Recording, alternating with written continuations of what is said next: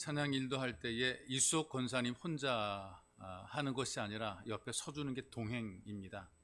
그러니까 함께 할 수 있도록 하는 것. 그래서 우리가 이 땅에 살아가면서 주님이 우리와 함께 하지만 하나님께서는 함께 하는 사람들을 보내셔서 우리로 하여금 홀로 하지 않게 하고 함께 일하도록 만들어 놓으시는 것을 보게 되고요. 예수님께서 사람을 보내시고 사역을 시키실 때에 홀로 보낸 것이 아니라 둘씩 짝을 져 보냈다 그랬거든요.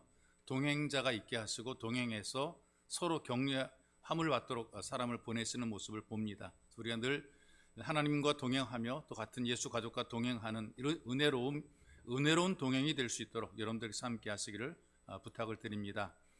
라오스라는 나라가 있어요. 우리 임성은이가 업무 출장을 지금 가 있는 데인데요. 아마 이 아이가 몇 번 아마 갔다 온 것 같아요.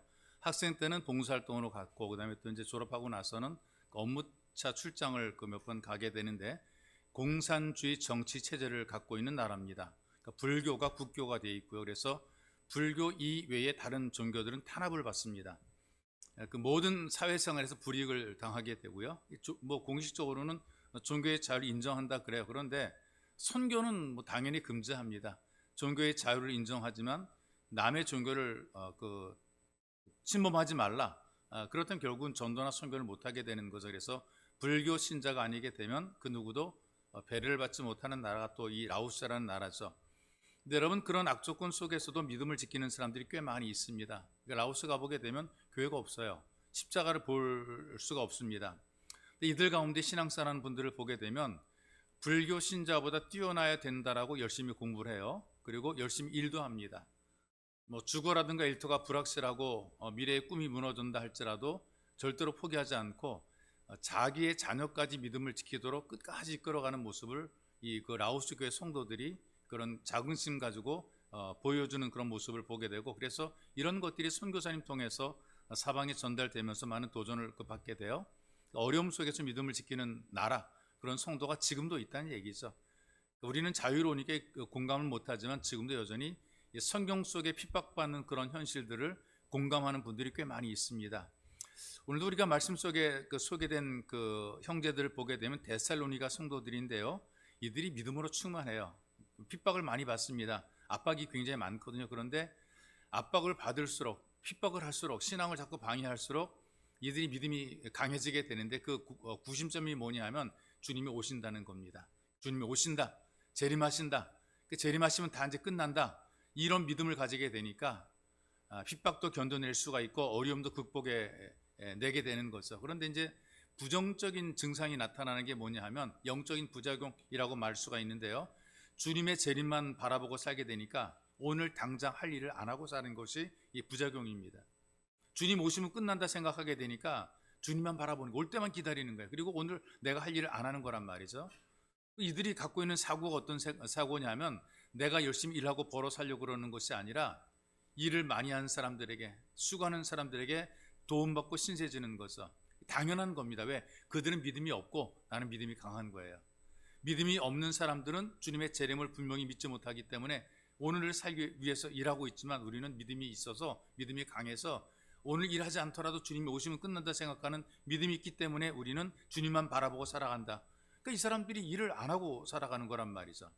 그래서 이 데살로니가 교회 전후서를 보게 되면 굉장히 많은 지면을 할애하면서 일하지 않는 부작용, 주님이 오신다, 재림만 바라보면서 일하자는 이 부작용에 대해서 계속 이제 강조를 많이 하고 설명을 많이 하는 모습을 보게 돼요. 그래서 일하지 않고 다른 사람들에게 신세지고 다른 사람들에게 덕을 얻으며 다른 사람에게 도움받아서 살려는 사람들에게 도대체 우리는 어떻게 하면 좋을까, 이런 부분들에 대한 답변이 바로 이 바울이 답변하는 것입니다. 그래서 아직까지 우리가 읽진 않았지만 6절에 보면 이렇게 말씀합니다.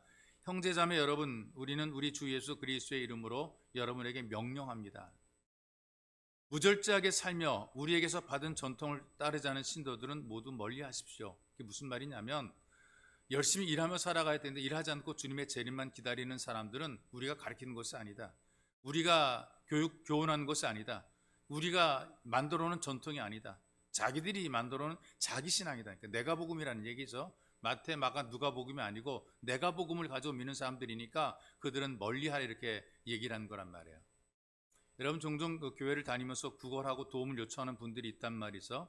이분들이 교회 오시면 무조건 담임 목사님을 찾아요. 담임 목사 만나러 왔다. 왜냐고 물어보게 되면은 담임 목사를 찾아뵙고 꼭 드릴 말씀이 있다는 거죠. 대단히 중요한 얘기를 하는 것처럼 찾아요.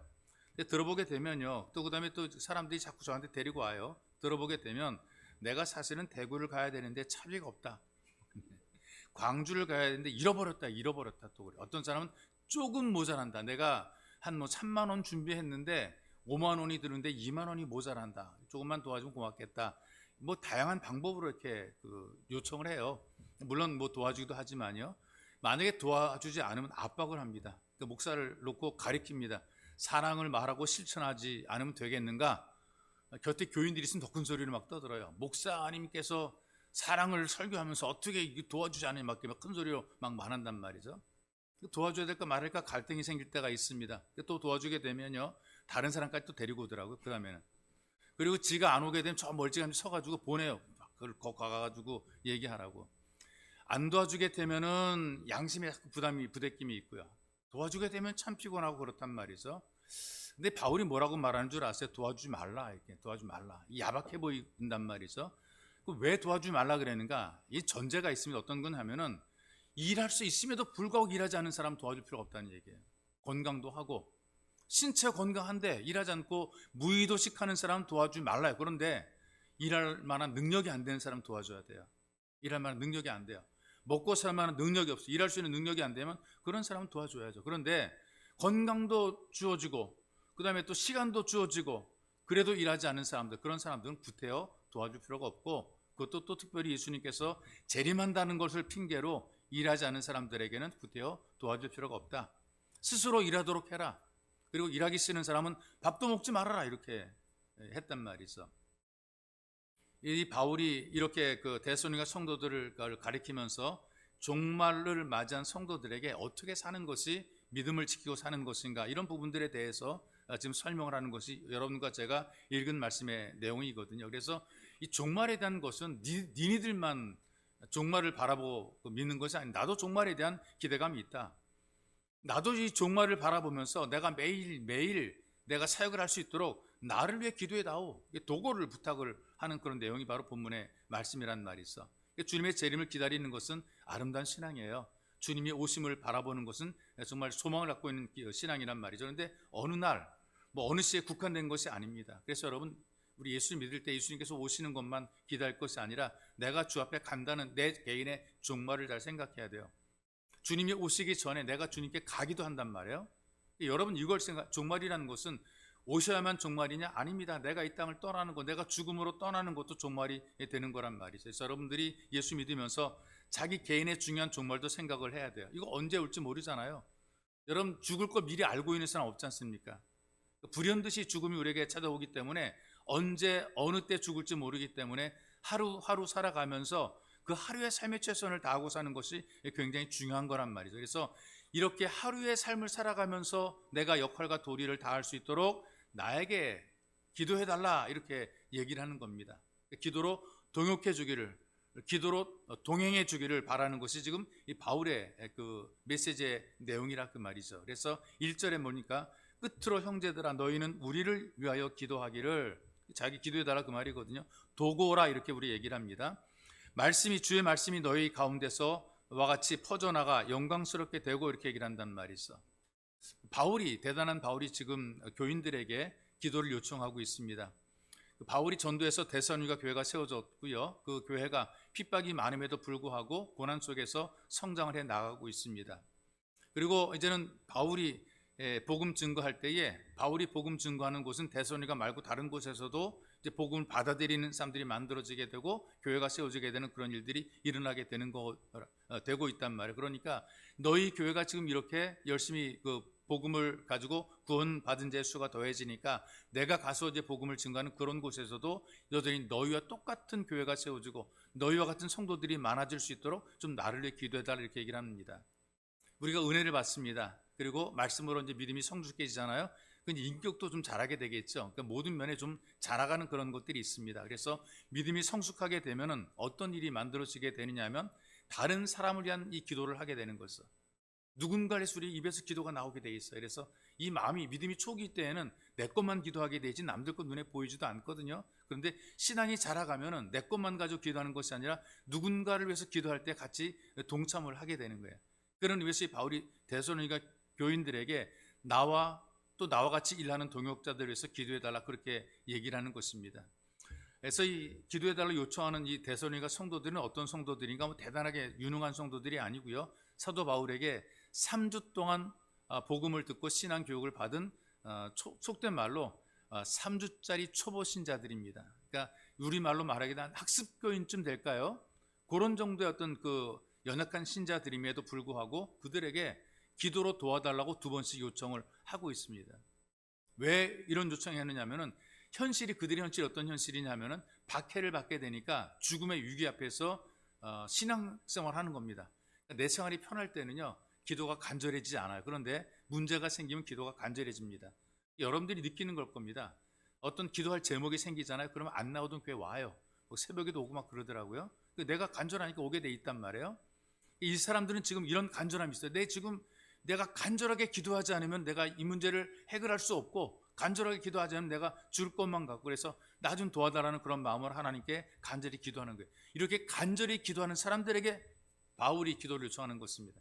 아무한테나 기도 부탁하는 것이 아니라 그 성도들은 이 기도를 할 수 있을 것만 같아요. 왜? 자기들이 지금 죽을 것 같으니까, 자기들이 문제가 많으니까 이 얘기를 해주게 되면 그걸 공감해서 기도할 것 같단 말이에요. 그래서 바울이 2가지로 지금 기도를 부탁하게 되는데, 그 중에 하나가 뭐냐면은 주의 말씀이 사방으로 퍼져나가서 하나님께서 영광받도록 기도해달라 이렇게 얘기를 합니다. 왜냐하면 바울이 복음을 증거할 때 위기를 많이 만나거든요. 그래서 유대인들이 그 바울을 죽이려고 그래요. 핍박합니다. 이런 위기를 많이 만나게 되죠. 그래서 이런 악한 사람들에게서 건져 주셔서 하나님의 복음을 증거할 때 최선을 다하며 사명을 감당할 수 있게 해달라 이렇게 기도를 부탁하고 있는 거란 말이죠. 그러니까 지금 이 시대적인 배경을 보게 되면 초대교회예요. 아직은 뭐 복음이 확산되지 않고 있는 그런 시대인데, 이때 예수 믿는 것은요 지금 믿는 것과는 차이가 달라요. 지금은 우리가 그냥 뭐 교회 와도 뭐 그만 안 와도 그만 막 이런 특별하게 어떤 압박이 없는데, 이때는 예수 믿을 때 목숨을 걸고 믿어야 되는 것입니다. 그러니까 이 제자들도 복음을 증거하다가 박해를 많이 받았잖아요. 스데반은 복음을 전하다가 유대인들에 의해서 돌에 맞아 죽었습니다. 예수님께서 제자를 파송하면서 염려를 많이 하셨어요. 제자를 둘씩 짝져 보낼 때에 염려하시면서 그들에게 이렇게 얘기를 합니다. 마태복음 10장 16절 이하에 이렇게 표현합니다. 내가 너희를 보냄이 양을 이리 가운데 보냄과 같도다. 양을 이리 쪽에 집어넣게 되면 양이 늑대 밥이 될 거 아니겠어요? 그 정도로 예수님의 마음이 지금 굉장히 지금 안타까운 거죠. 그러므로 너희는 뱀같이 지혜롭고 비둘기같이 순결하라. 사람들을 삼가라. 저희가 너희를 공회에 넘겨주겠고 저희 회당에서 채찍질하리라. 여러분, 예수 믿는 게요 낭만적인 게 아닌 거예요. 뭐 복받고 좋아지고 행복하고 그것만 있는 게 룰루랄라 이게 아닌 거예요. 예수 믿는 것이 내가 원하는 대로 막 즐기며 사는 삶이 아닌 거예요. 어떤 데 피투성이가 되도록 이 세상 속에서 영적인 싸움을 해야 되는 것이란 말이죠. 그래서 여러분, 이런 환경, 이런 조건 속에서 우리가 예수를 믿어요. 복음을 받아들였습니다. 핍박도 많고 어려움이 많지만, 그러나 하나님은 이런 우리를 하나님의 이름과 영광을 위해서 쓰십니다. 핍박을 이겨내게 하시고 고난을 극복하게 만드시죠. 우리 힘으로는 못하지만 하나님이 하게 하시니까 감당하게 되는 겁니다. 그래서 우리가 사람들이 볼 때는 고난으로 보는데 그 개인은 하나님의 은혜를 누리고 살아가는 삶을 살게 되는 겁니다. 그리고 자기는 경험하는 거죠. 하나님이 나를 도우셔, 이런 위기 속에 나를 도우시고 나를 지켜주신다라고 하는 이제 그런 마음 속에 믿음이 있게 되고 하나님이 도우시는 손길을 체험하게 되는 겁니다. 우리가 믿음을 가지고 살다 보니까 이 박해를 극복해내게 되는 거죠. 그런데 복음을 전해도 거부하는 사람이 있단 말이지. 이 거부하는 사람들은 자꾸 대적합니다. 예수 믿는 사람을 대적하고 그리스도의 복음을 대적하고 교회를 대적하고 결국에는 믿는 사람을 핍박하는 도구로 잘못 쓰여지고 있단 말이에요. 이런 사람들이 잘 될 때가 있습니다. 뭐 돈 많이 벌어 부자가 될 수가 있고요, 권세와 능력을 가질 수가 있고. 근데 이런 사람들이 잘 돼가지고 성공해가지고 하는 일이 뭐냐? 예수 믿는 사람 핍박하고 교회를 억압하고 신앙을 파탄시키는 도구로 쓰임받게 되는 거죠. 어떤 세상의 똑똑함들이 잘못 쓰여지게 되는 겁니다. 그런 이런 세대 속에서 주님과 동행하면서 주의 말씀을 믿고 기꺼이 순종하게 될 때에 우리가 소위 말하는 참된 예배자가 되는 것입니다. 그래서 바울의 기도가 이런 기도입니다. 우리와 같은 예배자가 많아지도록 기도해달라 이거예요. 이렇게 힘들고 어렵고 피곤하고 그런 상황 현실 속에서도 우리와 같은 예수 믿는 사람들이 많아지게 할 수 있도록 예수님께서 말씀하신 것처럼 누구든지 나와 내 말을 부끄럽게 여기면 인자도 자기 영광과 아버지가 거룩한 천사들의 영광에 쌓여올 때에 그 사람을 부끄럽게 여길 것이다. 예수 믿고 살아가는데 예수 믿는 것을 내가 자랑스럽게 말하고 전하고 증거하지 못하게 되면 예수님께서도 우리를 하나님 앞에서 그렇게 부끄럽게 여긴다라고 말씀했단 말이죠. 지금 이 바울의 기도는 이것입니다. 예수님의 말씀이 사방으로 전해져 나가서 예수님께서 영광 받으시고 우리와 똑같은 예배자가 많아지도록 선교적인 도구를 지금 하고 있는 것입니다. 복음을 전하는 사람들이 담대하게 복음을 전하도록 우리가 도구를 해야 된단 말이죠. 그래서 복음을 힘있게 전해서 복음이 사방으로 전달되고 받아들이는 사람이 아멘으로 받아들여서 믿고 우리와 같은 예수 믿는 사람들이 많아지도록 그렇게 기도 좀 해달라 이런 그 기도를 부탁을 하고 있는 겁니다. 그럼 우리 기도할 때에 하나님의 복음이 사방에 증거되고 이 복음을 통해서 구원 받은 자의 수가 더 많아지도록 은혜를 달라고 여러분들이 기도를 하셔야 되는 거죠. 이것이 이 당시에만 기도 요청이 되는 것, 지금도 동일하게 복음을 증거하는 사람들의 그 선포를 통해서 선교사님들을 통해서 예수를 알지 못하는 사람들이 예수를 알고 예수를 믿어서 우리처럼 예배를 드리는 사람들이 사방에 이 지구촌에 어디든지 많아지게 해달라 이런 기도를 우리가 해야만 되는 거예요. 또 두 번째 기도가 뭐냐면 부당하고 이렇게 심술궂고 이런 의미가 심술궂고 아주 심술궂고 악한 사람들에게서 구출을 받도록 기도해달라 얘기를 하고 있어요. 물론 바울도 기도하는데 모든 교우들도 같이 기도하라 이렇게 얘기를 합니다. 왜냐하면은 예수를 거절한 사람들은 잘못된 도구로 쓰임받잖아요. 예수 믿는 사람 핍박하는 도구로 쓰임받으니까 그들을 통해서 계속해서 위협이 있고 회방이 있단 말이죠.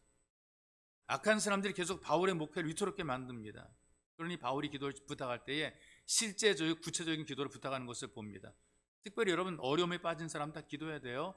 뭐 바울만 어렵습니까? 여러분들 살다 보게 되면 뭐 경제적으로 가정적으로 뭐 부모가 자녀가 또는 직업이 또 사업이 직장이 어려울 때가 있단 말이에요. 이럴 때 우리가 기도하라고 말이죠. 어려움에 빠지면 누구나 기도해야 된단 말이에요. 근데 기도의 경험이 없게 되면은 어디까지 기도하고 언제 기도하고 어느 때 기도하고 어느 때 기도해야 될지 기도하면 안 되는 걸 모른단 말이죠. 이런 생각하시는 분들이 있더라고요. 하나님이 다 아시는데 뭐 내가 시시콜콜 얘기할 필요가 있을까? 두루뭉실 기도하는 사람들이 두루뭉실. 다 아는데 하나님이 다 아는데 내가 꼭 뭐 그렇게 뭐 이것저것 미주알 고주알 아니에요. 하나님께서 우리의 기도를 들으시기 원하십니다. 여러분들이 미주알 고주알 큰 것 작은 것 있는 것 없는 것 여러분들이 갖고 있는 그 모든 것들 다 말하기를 원하시는 거죠. 이게 관계란 말이에요. 이게 동행이고 이게 관계란 말이에요. 그런 기도하기를 원하시는 거란 말이에요. 그러니까는 하나님께서 뭐 큰 것만 다 아니까 뭐 대충 해도 알겠지. 알긴 알아도 여러분들이 기도하라고 말씀하시는 거란 말이죠. 또 하나는 이런 거예요. 너희는 먼저 그의 나라와 그의 의를 구하라. 그리하면 이 모든 건 너에게 더하시리라고 했기 때문에 큰 기도만 하자. 큰 기도만. 자기 기도가 뭔지도 모르고 큰 기도만 하자. 이런 그렇지 않습니다. 우리가 기도하는 것은 내 생활, 내 삶 속에서 다 기도가 가능한 것입니다. 이걸 보시면 우리가 알 수 있는 예수님께서 여러 기적을 많이 행하셨거든요. 근데 그 모든 기적이 다 복음서에 기록된 것은 아니고요. 근데 이거는 다 기록됐거든요. 물고기 2마리, 보리토 5개를 가지고 5,000명 먹인 사건은 마태, 마가, 누가복음에 다 기록이 되어 있습니다. 요한복음에까지 기록이 되어 있는데 이게 4복음에 기록된 몇 안 되는 그 특별한 기적의 사건입니다. 근데 예수님께서 뭐라 기도하셨을까요? 그때 여러분 내용을 보면 이렇지 않습니까? 물고기와 빵들이 많아져라. 물고기 빵을 두고 많아져라 이렇게 기도한 게 아니란 말이죠. 예수님께서 기도한 내용을 보게 되니까 하늘을 우러러 감사 기도했다 그랬어요. 많아져라 기도하는 것이 아니고 하나님 앞에 진심으로 감사해. 이런 것, 이것을 우리에게 준 것을, 이것이라도 있는 것을, 이렇게라도 사는 것을 감사해서 그랬더니 나눌 때에 풍족하게 먹고 남는 기적이 만들어지는 거죠. 여러분들이 지금 살아가는 삶 속에서 이만큼 된 거, 이만큼 누리는 것, 이거에 대한 감사를 발견해야 되는 겁니다. 작은 것을 가지고 은혜로 깨닫고 감사하게 되면 거기에 더 점점 풍성해지게 되는 거란 말이죠. 그래서 여러분 하나님께서 주신 그 삶을 감당할 수 있었던 비결도 작은 것 가지고 기도했기 때문에 그런 하나님 앞에 기도 늘 했단 말이죠. 예수님께서 기도 많이 하셨다 그랬잖아요. 밤낮으로 기도했다 그랬단 말이죠. 여러분, 물론 기도하지 않는다 해서 하나님께서 나 몰라라 내버려 두는 건 아닌데요. 물론 기도하지 않아도 지켜주긴 해요. 기도 안 해도 먹이시고 입혀주긴 해요. 여러분, 여러분들이 정말 기도하셔야 됩니다. 그냥 하시면 돼요. 뭐 따지고 뭐 그럴 필요도 없이 그냥 있는 그대로 마음을 그대로 하나님께 말하면 돼요. 어려울 때 특별히 도와달라고 말하면 돼요. 그리고 그러다 보기에는 어떤 생각이 드는 줄 아세요? 아, 나 같은 어려움을 당한 사람도 있겠구나. 여기 좀 더 플러스시키는 거죠. 그러니까 도구의 기도가 다른 게 아니고요. 내가 기도하다 보게 되면 속상한 일이 많잖아요. 나처럼 속상한 사람이 또 있을 거야. 그런 마음이 들 거 아니겠어요? 하나님, 나와 같이 속상한 사람들 하나님 도와주세요. 이런 기도가 나오게 되는 거죠. 나처럼 억울한 사람들 좀 도와주세요. 나처럼 고난받는 사람들 좀 도와주세요. 이렇게 기도하게 되는 게 이게 바로 도구가 되는 거란 말이죠. 지금 이 바울을 보니까 빌립보에서 복음 전하다 감옥에 갇혔고요. 데살로니가로 옮겨갔어요. 거기서도 자꾸 유대인들이 횡패를 부리니까 베레아로 떠났다가 다시 또 아테네로 도망가고, 그러면서 이 바울이 겪었던 고난에 대한 고백을 합니다. 유대인들에게서 39대 매를 맞은 것이 5번이라 그랬어요. 이게 곤장 치는 거, 곤장 맞는 거거든요. 그러니까 종교적인 범죄를 저질렀다 그래서 붙잡아다가 때린 거예요. 39대 엉덩이를 터지게 때린 거죠. 그렇게 한 것이 5번 맞았다는 거죠. 그리고 채찍으로 맞은 것도 3번이래요. 등에 맞을 때 등이 갈라지도록 때린단 말이죠. 그리고 돌로 맞아 죽을 뻔한 번이 있는데요. 돌로 맞은 것이 1번. 이때 죽었다 살아났다고 사도행전에 기록이 되어 있거든요. 그리고 배를 타고 여행을 다니다 보니까 파손당한 것이 유라굴로 아테마 파손당한 것이 아니라 3번 파손당한 거죠. 그 중에 제일 큰 파손당한 것이 유라굴로 때문에 파손당한 가장 큰 것이고요. 복음을 전도하러 다닐 때에 주님의 일을 하니까 하나님께서 모든 걸 다 만들어줘가지고 길을 쭉쭉 다 펴나가 형통하게 척 가면 척 준비가 돼 있고 뭐 이것저것 다 준비가 되는 게 아니고요. 복음을 증거하러 가는 길에도 보니까 강물의 위험이 있었다. 강도의 위험이 있었다. 동족의 위험이 있었다. 이방 사람들이 협박했다. 거짓 형제 자매의 위협을 당했다. 얘기를 하고 있단 말이죠. 이렇게 얘기를 합니다. 수고와 고역에 시달리고 여러 번 밤을 지새우고 줄이고 목마르고 여러 번 굶고 추위에 떨고 헐벗었다 그랬어요. 하나님 일을 하는데 이런 일을 만나는 거예요. 하나님 뭐 하십니까? 이런 걸 안 도와주고 이런 마음이 들 수 있잖아요. 그래서 바울은 이런 일을 겪을 때 내가 감당해 낼 수 있도록 나 좀 도와달라, 기도로 도와달라 이렇게 요구를 하는 거란 말이죠. 이런 문제를 어떻게 돌파했을까요? 그 힘이 기도밖에 없단 말입니다. 기도로 이런 그 고난들을, 아픔들을, 상처들을, 문제들을 극복해 낸 거란 말이에요. 여러분 이것을 아셔야 됩니다. 누군가를 위해 기도하게 된 그 기도가 결국 나를 위한 기도가 된다는 것입니다. 많은 분들이 나를 위해 기도하고요, 남는 시간에 남을 위해 기도하게 되는데요, 믿음이 성숙하다 보게 되면 먼저 남을 위해 기도하게 됩니다. 하나님의 나라와 그 일을 위해서 먼저 기도하게 되고요, 공동체에서 기도하게 되는 것이죠. 왜? 그 문제가 내가 보고 있는 그 사람의 문제가 내 문제가 될 수 있기 때문에 그런 거예요. 아플 때 아픈 사람의 기도하잖아요. 근데 나도 아플 수 있단 말이죠. 내가 아픈 그 사람의 기도해 주게 되면 내가 아플 때에 또 다른 사람이 나를 위해 기도하게 돼 있단 말이죠. 여러분, 누군가를 위해 기도하는 것은 결국 나를 위해 기도하게 되는 것입니다. 우리가 축복을 빌게 되면, 정말 잘대로 축복을 빌게 되면 그 사람이 축복대로 잘 되면 이건 내 보람이죠. 그런데 그 사람이 복을 받을 만한 그릇이 안 되면, 믿음은 모든 사람의 것이 아니라 그랬기 때문에요, 믿어야 자기 것이, 모든 사람의 것이 아니에요. 근데 믿지 않음으로 받아들이지 못하게 된 그 복이 내게로 다시 돌아온다 그랬어요. 그러니 우리가 누군가를 위해 기도해 주는 이 도구의 기도는 결국 그 사람에게도 내가 좋아하는 그 사람도 잘 되게 만들지만 나도 잘 되는 것입니다. 여러분, 이렇게 기도를 하게 될 때 결국 신앙이 성장하게 되는데, 바울이 바로 이런 모습을 가지고 성도들에게 신앙의 성숙을 위해서 기도를 요청하는 모습을 보게 됩니다. 그래서 교회가 하나님의 일을 위해서 함께 기도하는, 도구하는 이 동역이 있게 될 때에 하나님의 보호가 따르게 되고 함께 보호를 받고 함께 돌파하며 나가게 돼 있습니다. 그래서 여러분, 우리가 우리 교회 문제가 없으니까 남의 교회 문제 그냥 강 건너 불구경처럼 볼 수가 있어요. 제가 예전에 글 하나 쓴 게 있어요. 강 건너 불구경 하는데 그 불덩이 튀어서 강 건너 넘어올 수 있다. 노예가 어렵고 힘들고 그럴 때에 때로는 강 건너 불구경하는 그런 분들이 계셨어요. 그래서 제가 그런 글을 썼습니다. 지금도 여러저니 노예가 어려움을 겪고 있고 노예 안에는 교회들이 어려움을 겪고 있어요. 그래서 우리는 이런 문제들을 함께 헤쳐나가자, 그 문제가 내 문제가 될 수 있고 내 문제가 그 문제가 될 수 있으니 이 문제 같이 해소하나. 그래서 우리가 어떤 때는 그 총회 앞에 가서 시위도 하기도 하고요. 그 한 교회 문제가 아닙니다. 우리 모두가 공감하는 것은 이것은 노예의 문제다. 어떤 한 교회만의 문제가 아니라 우리 노예 소속이 되기 때문에 노예의 문제라고 우리가 보는 것이 있어. 노예가 위기에 빠졌을 때 예전에 우리 교회가 저 꽃동산 교회 가서 우리 노예 교회에서 우리 교우들도 가서 피켓 들고 시위도 하고 그랬단 말이에요. 왜 그렇습니까? 내 교회 문제가 아니지만 우리 노예 문제이기 때문에 같은 문제이기 때문에 그렇습니다.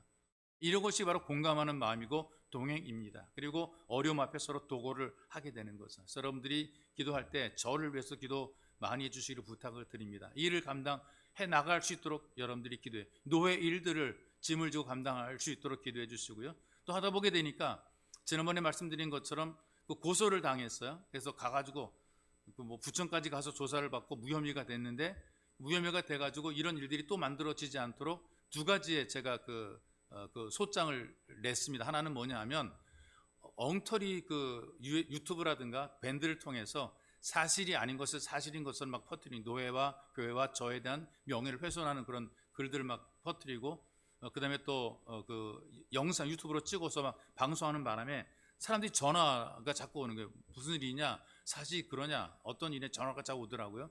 이렇게 무혐의로 허황된 그 유튜브와 영상을 퍼뜨리는 사람에게 제가 명예훼손, 그 인터넷망을 통한 명예훼손 고소를 해서 그 고소인 조사를 또 해야 돼요. 가서 증거를 갖다 드리고 그 조사를 받았고, 두 번째는 뭐냐면 무고죄를 제가 고소를 했습니다.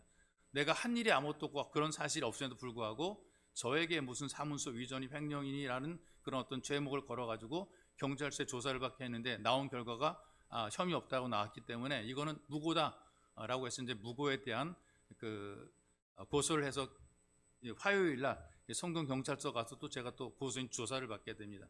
근데 이제 얘기를 제가 이제 그 변호사랑 통화하면서 얘기를 들어보게 되니까 무고가 잘 성립이 안 되는 게 본인이 그 의도적으로 한 것이 증명이 돼야 되는데 본인이 알매도 불구하고 난 몰랐다 그러게 되면 빠져나갈 게 너무나 많습니다. 이제 그렇게 얘기를 하더라고요. 그러니까 그 말의 의미는 목사님 이렇게 하셨지만 그러나 이것이 재판에 가서 법으로 어떤 형을 받는 것은 쉽지가 않습니다. 이제 그렇게 얘기를 하고 그러나 목사님께서 사실 아닌 것을 증명하기 위해서 무고로 하는 그런 부분들에 대해서는 아마 좀 증명이 될 거는 같습니다라고 얘기를 하는데 마음속에는요.